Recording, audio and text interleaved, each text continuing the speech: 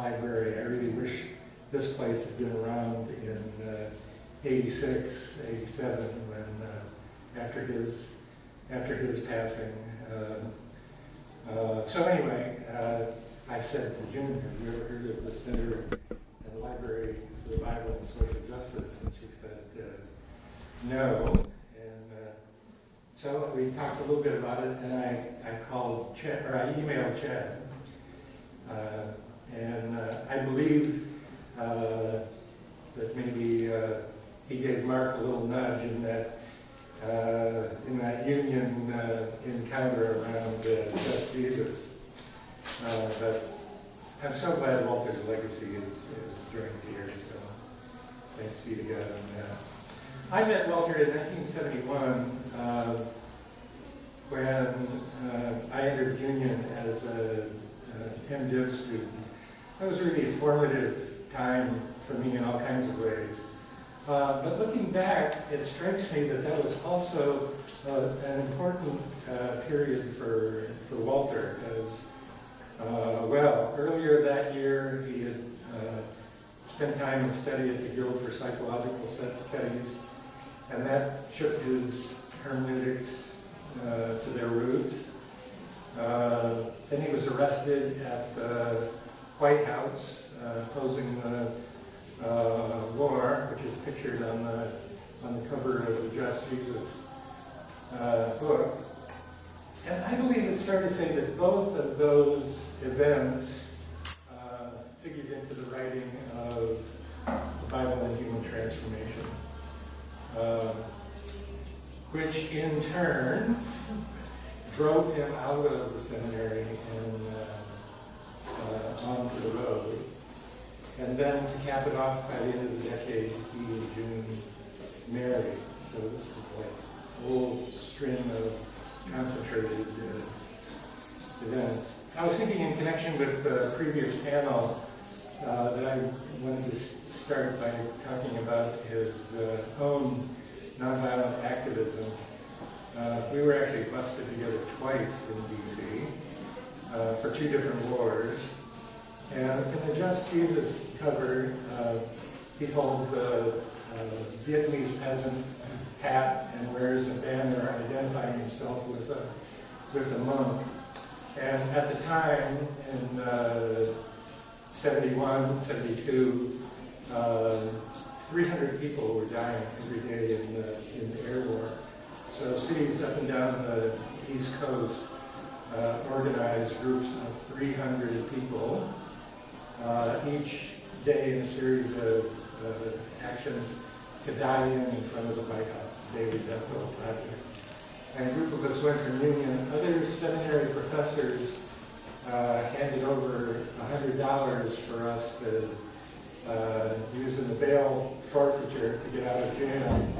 But Walter went in himself, body and soul, and as far as I can remember, he was the only faculty member who did that.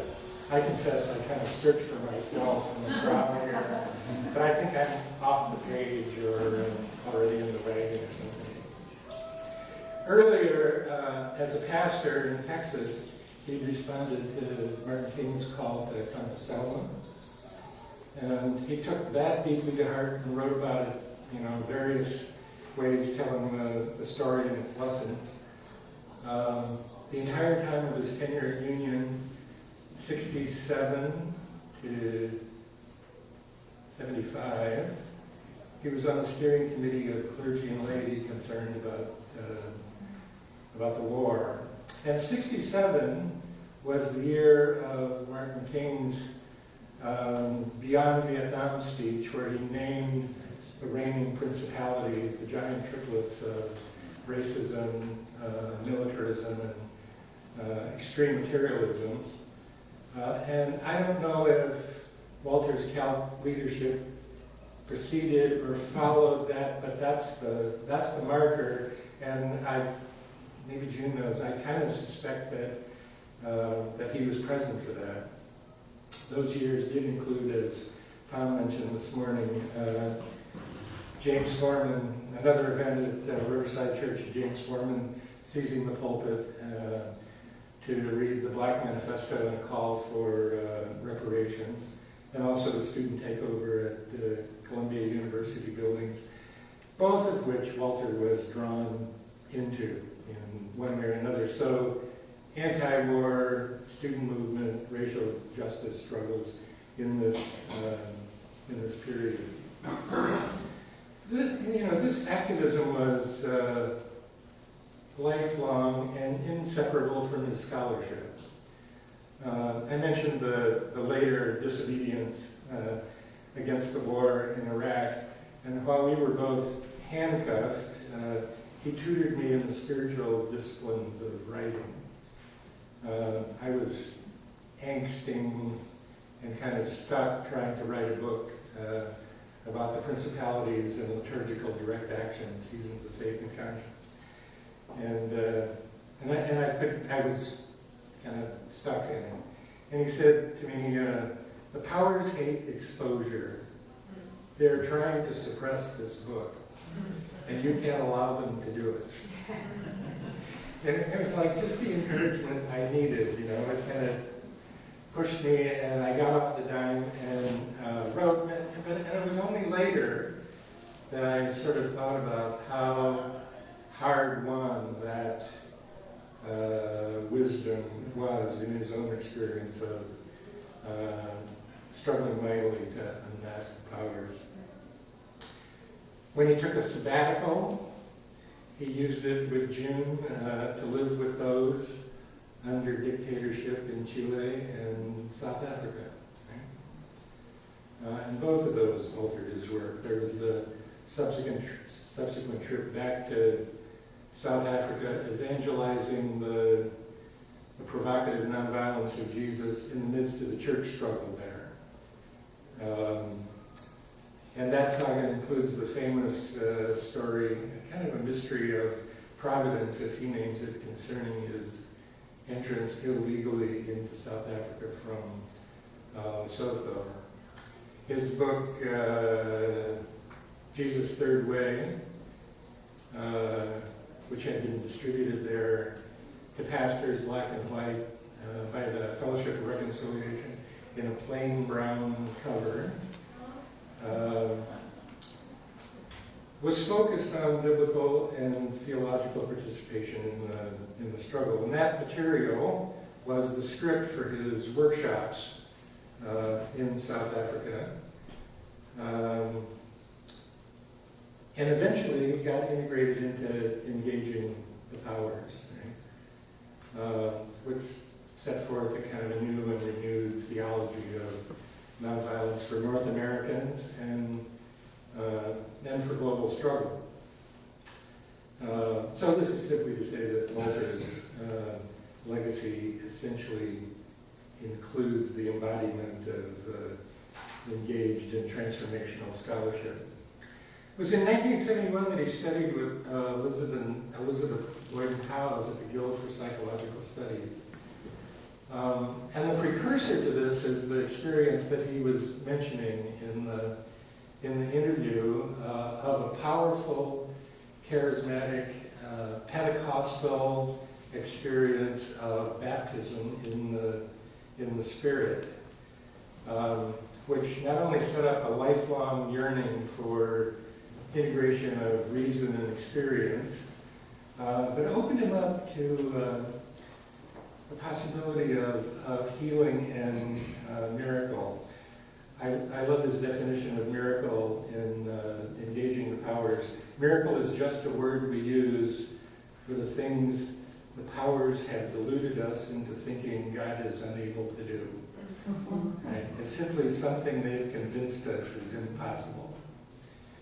And it was that yearning that took him to the Guild, where they were reading the Jesus story with applying depth psychology. And for Walter, as you hear and would know, that meant bringing one's whole self, whole person, body, mind, spirit, to the reading of Scripture. And it deeply implicated his own woundedness, which he also acknowledges there in the reading, in that engagement. think of not only passages where he writes about that history of family abuse, but vulnerably brings his own dreams into major theological works of reflection. Now, you mustn't imagine that reading with the lens of depth psychology meant individualization of Bible study in any way. Quite the contrary for Walter. As you know, Carl Jung was sort of the pioneer and vocalist of the collective unconscious. So, and he was under Nazism. He discerned the Germanic god Wotan, once suppressed, rising up with a vengeance in the Third Reich. And so along with the human being, Walter's fullest use of depth psychology is in the second volume of the Powers trilogy, Unmasking, where he unpacks the angels of the churches, the angels of the nations, the angels of nature, the gods, Satan, right? And again, without making metaphysical claims, he was able to get at the sort of the palpable interiority and spirituality of structures of power by way of depth psychology. And how Elizabeth Howes and McGill altered forever his pedagogy. Within that same year, I was in his class on Introduction to the New Testament, and in a small group with him, we were looking at the parable of Pearl of Great Price. And so in the middle of the discussion, he says, "Let's all go around the circle and say what we'd be willing to die for." It's not your normal sort of jump start for critical discussion. It's like, who are you accountable to? And not regularly asked in seminary, but I think you should get out of seminary without being asked that question, let alone baptismal preparation. Right? The next thing you know, clay and paint was on the table with the text. And with him, I considered Revelation 2 and discerned the angel of a congregation with clay in my hand. And these, in turn, opened the way for the gifts which June brought to their marriage, their partnership, biblical partnership, and collaboration. Gifts his insights were crying out for, but he wasn't kind of naturally inclined to necessarily. So in the love of their marriage, inner and outer body and soul, left brain, right brain, conscious, unconscious were wedded. And he dedicates the Powers series and more, actually several others as well, to June, with different lines from Eliot's four quartets, to June, where the tongues of fire are enfolded. So not only clay and pottery, but so much more dance, drama, body movement, all of that. Perhaps the most notorious and oft-repeated bodily enactment was the Sermon on the Mount text, which he first workshopped in South Africa. Turn the other cheek, give your coat as well, and go the extra mile. And almost single-handedly, he altered the way those have been read for a couple of millennia, at least in most communities. Not milquetoast passivity, right? But uppity examples of ridicule and exposure and resistance.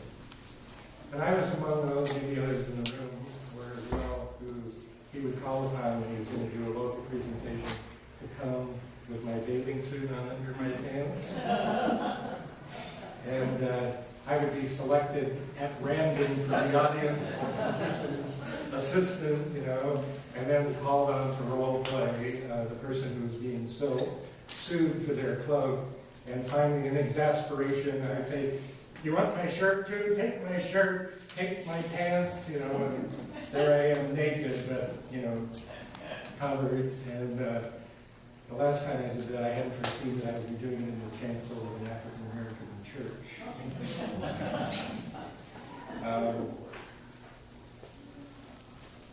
I want to push, I think it's important to sort of press that back to its origin, because I believe it was in acting these out bodily that it first became abruptly clear that striking someone on the right cheek was, in fact, the backhand. You actually had to do it to get that, to act it out.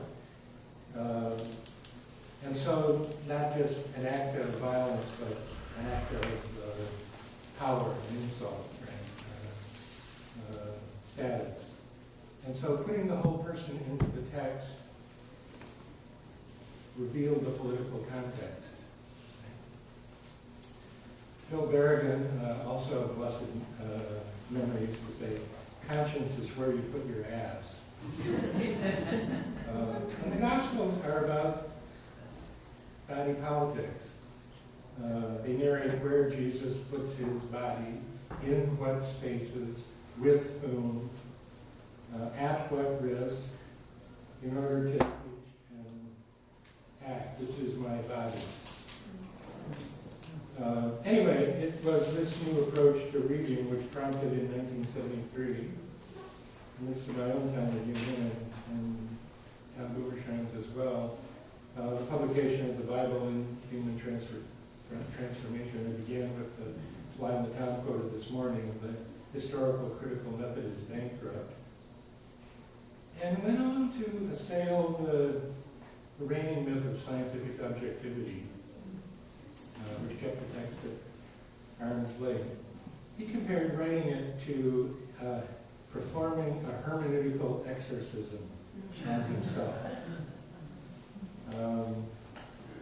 And while it may have been vocationally adept and healing in the near term, it was what you might call a bad career move. He was subsequently not only denied tenure, but basically blacklisted in the academy. He couldn't get a job. And that he called a providence, because it sent him out of the seminary and into the sanctuary and the street, where he and Jim together would go on the road, congregation to congregation, with their Bible study, so that church and movement had become what he now called his community of accountability. And I think it's fair to say that this little book was a contribution and to the conversation on liberative, popular, contextual hermeneutics. His own activism was in the hermeneutical circle as praxis, and the whole person, body, soul meant not just bringing social location to the text, but physical location and psychic location to the text. Walter's role in bringing the principalities and powers back on the map of Christian social ethics is a substantial part of his legacy. It was a project seeded in 1964 when he was asked to review William Stringfellow's Free and Obedience, and he began quietly gathering through that whole period at Union materials which came to fruition in the trilogy. So by my count, I think he actually wrote again that many, six or seven books on the powers all told. And once again, he was, as part of illuminating an aspect of the scriptures hermeneutically buried for us, at least since Constantine. I put him in that in my own thinking, I put it in line with those like Karl Barth and Jacques Ellul, for whom the crisis of Nazism first brought the principalities into high relief, and was Stringfellow with Walter discerned them in connection with U.S. racial crisis and militarism. Walter and Bill, unlike many others, read the powers as creatures, in the analogy of the nations, standing before the judgment of God, and accountable for their vocations to praise God and serve human life. In my experience, to ask the vocation, what's the vocation of a particular principality, is a very radical question. And it's one we're authorized to put. What's the vocation of a bank? How is it called to serve God in human community?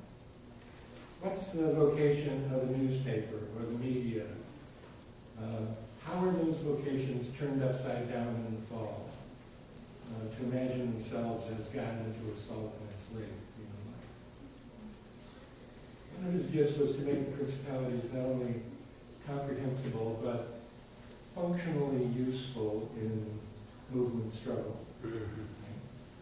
I first read and reviewed Naming the Powers in jail for anti-nuclear resistance, and actually subsequent volumes as well I read.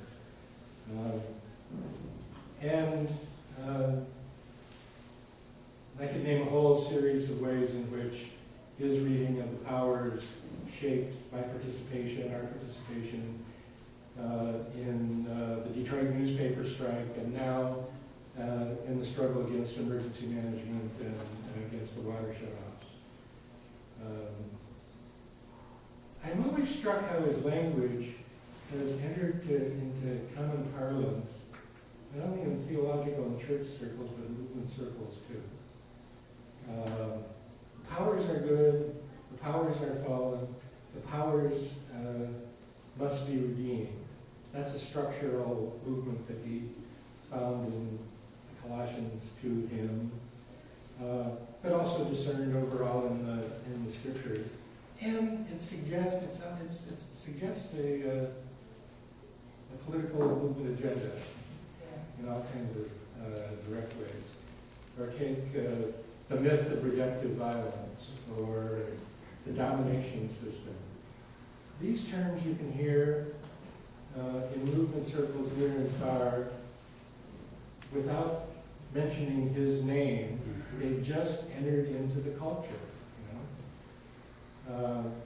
He never came up with quite the same synonym for the kingdom, though he unpacked it brilliantly. God's domination-free order doesn't roll off the tongue in quite the same way.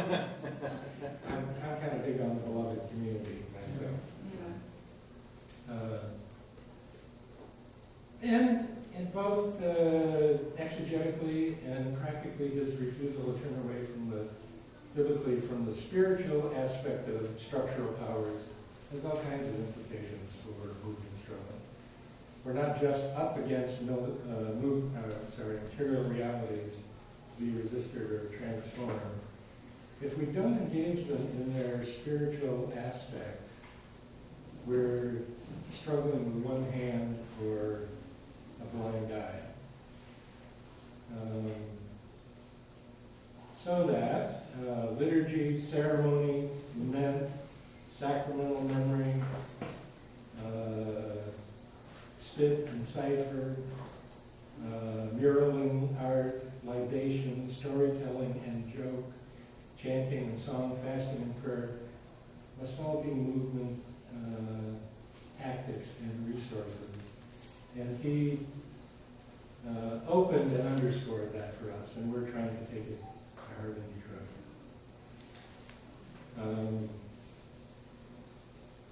Certainly the most remarkable part of the practical part of the principality's legacy is that push through the powers to this full-blown theology of nonviolence that articulated the love of enemies and withdrawing our projections and doing the internal work and reconciliation, and the way of the cross. And for evidence along the way, he collected those stories constantly of nonviolent transformation, large and small, which he compiled into a column in Fellowship, right? And called the magazine for an essential collection from the FOR pieces of way.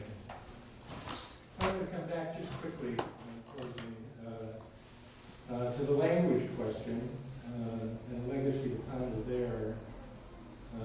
At a certain point, early on, maybe after Bible and Human Transformation, he determined to write in plain, common, accessible language. Thank you, Jesus. His magisterial works could be painstakingly researched, and they were, and massively footnoted, but still written in common tongue, largely free of esoteric parlance or academic idiom. And I think of that as a political commitment all by itself, kind of a spiritual discipline. And then he could take an 800-page trilogy, clear out 100 pages of footnotes, and boil it down to something readable and accessible that would fit in a church pew rack, and not be a whit less scholarly. His final book, this Just Jesus, posthumously published and is yet, I think, underappreciated. Just Jesus, My Struggle to Become Human. Does something similar for the major volume on the human being. The latter is a theological treatment of the Son of Man text, which he actually offered in connection with the Jesus Seminar that he was part of at the Guild, at AAR, SBL. Both of those brought him back to Jesus, which was his first love of biblical work.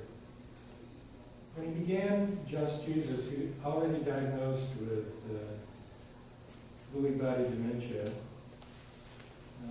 He was calling it the autobiography of an exegete. Think on that, what it means to remember and recount your life woven and entwined with the biblical text.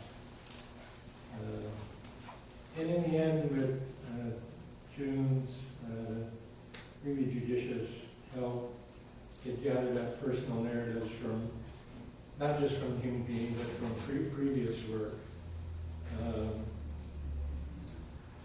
And really personified and practiced the methodology he had pitched here, right? These are bookends on the shelf, and rightly so. This one, I think, fulfills, connects the other frames of a reading. What they point to is actually his life as a legacy. His beloved humanity struggled over and worked at and become, and even in the end, by his illness, pared painfully and painstakingly down to himself, calling us to live in the humanity of God's very self, which he did. Thanks be.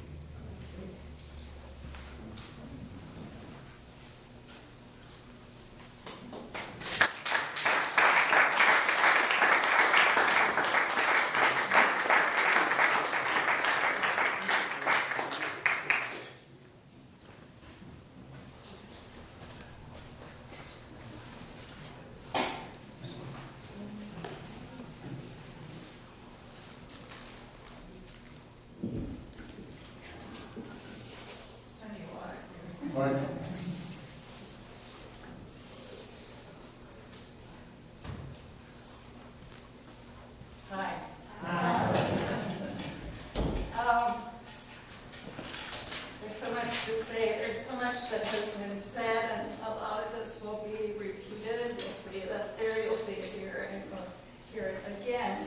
I want to say that I'm so proud of Ted Miller for coming, Bill, who was in his classes, and then Martha, and Lisa, and Paul, and who have gone with us along the way. And if you know me, I don't start without making you do a lot of work.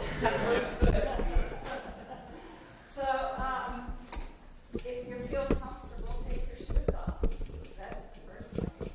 If you feel comfortable or feeling uptight the way I am, then squish your face up and roll your shoulders a little bit, and just do something to move a little bit. So wiggle your ass a little bit. Yeah, anything. Great. Then we can start. Okay, legacy. To have people remember you the way you were and what you accomplished. And I found this little piece of poetry. I don't know if you would have heard it before, but I love it because it's so long. Cut the flowers, it's not spring. Cut the lies, you're not me. Too many beads out of season, that was my husband. Following his inner voice, daring to follow his heart in spite of common sense, teaching in an unscholarly way. Before Walter and I were married, I had one of the most important jobs in the world. I was a nursery kindergarten teacher. Where could anyone be more influential than to help shape the lives of young children? Jumping into a partner with Walter, I used many of the same skills I used with children.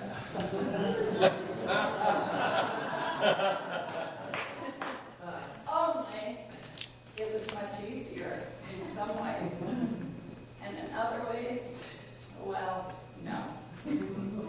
Our honeymoon was spent in Trinidad and Tobago, simply because Walter was giving some lectures there. I wanted to go to Greece, but no one invited us, so. I had never seen him give a talk. And to my surprise and astonishment, it was that day that I discovered what Barbara Wheeler had previously warned me about. Barbara was the president of Auburn Seminary and a friend of mine. So she said, Walter is a genius, but he is going to be hard to live with. I remembered her words many times throughout our 33 years of marriage. What were the hard parts going to be? Were the hard parts going to be going into countries living under dictatorships? Or seeing and smelling the worst of slums? Or caring for his surgeries, his illnesses? Or the challenges to me to work in partnership, a partnership role I had no preparation for? Or was it revealed to me along the way that Walter liked to eat on time? He liked perfect temperature, and he had to have a nap every day, no matter what, or where he was. You can check that out with people along the way. So, the hard parts, for most of the time, turned out to be gifts, opportunities to expand my emerging self. The gifts came in surprising ways. Walter was concerned about how to help people find integration between body and spirit. There were the experiences he had had in Oregon with cancer further out. I don't know if any of you who are Presbyterian remember them. That was when he was 19, and Bill referred to that time. It was a lot of body work, movement, dance, whatever. And then his life at the Guild had movement. And even, and then earlier, when he was, okay, this is another subject, when he was working with the gangs in New York, when he was a student, he couldn't get to the gang. And so he turned his lectures or his talks into questions. And he found instant success. That was the first he started using questions as Bible study with these kids in New York and the gangs up in Washington Heights. When I began to work with Walter,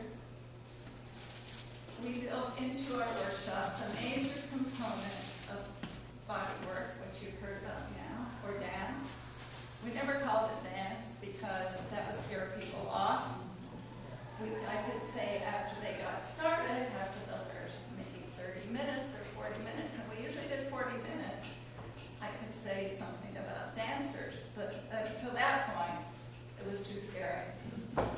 So I used my background in dance and my work with creative movement with children, and that provided me with the tools to help people be comfortable in their bodies. Simply inviting participants to remove their shoes was the first step. Why movement? I was excited that Walter wanted movement in his workshops, but how was I to make it spiritual? He had already experienced transformation that takes place when we allow our bodies to lead us instead of just our minds. Here is a response from one of our participants that I pulled out to read to you because it's hard to explain unless you do this kind of work. He says, "It was one of the most integrated and complete and beautiful human experiences I ever had. We have been taught that Christian spirituality primarily takes place in our heads with words. And over time, we begin to think that we really don't need our bodies to engage with the divine. But I was reminded of something different that morning. To be liberated, to be in a liberated space where we were led to connect with God through the movement of our bodies was truly a blessed, a shalom kind of experience. It was truly sacred. I quickly lost myself in the session and felt so comfortable in my own skin. And I was honored to get to share in a final blessing dance in a small group with Walter. Movement was just one element of our workshops. We flowed back and forth with one another throughout our time, alternating right and left brain activities. Of course, the biblical background was all Walter's responsibility. He worked with questions